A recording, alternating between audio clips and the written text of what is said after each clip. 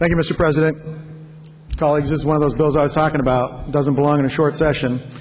Spent very little time on this bill in committee, and basically what this bill does is it allows the state to go in to help SEIU union members to go into direct competition with private companies who already do this.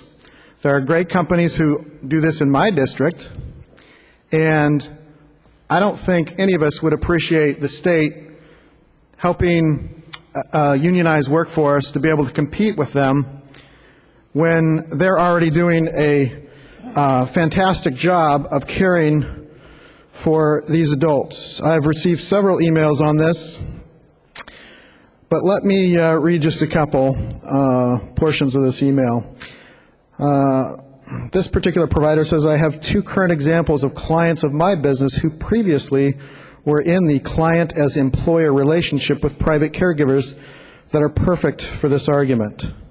The first is a Medicaid client whose private caregiver over the course of time stole money from him by accessing his personal funds via his debit card.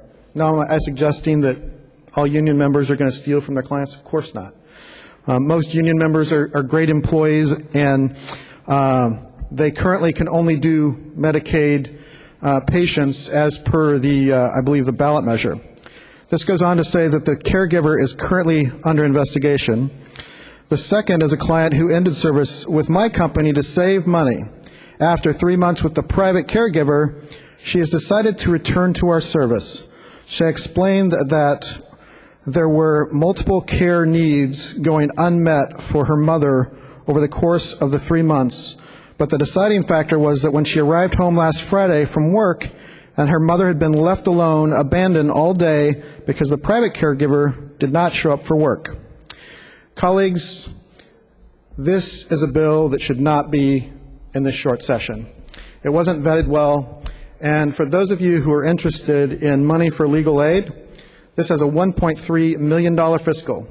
So when we vote on this, we're basically voting for a priority to do this, and I mean, this is a gift to SEIU, and you know, God bless the union, but the reality of it is that we're picking a priority instead of picking legal aid, because we could give $1.3 million to legal aid.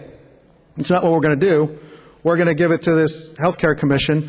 Oh, and by the way, this bill also expands a lot of what they can do that they can't currently do. So they can create new classes of caregivers. They can do a lot more than that. But there's a lot of issues with this bill.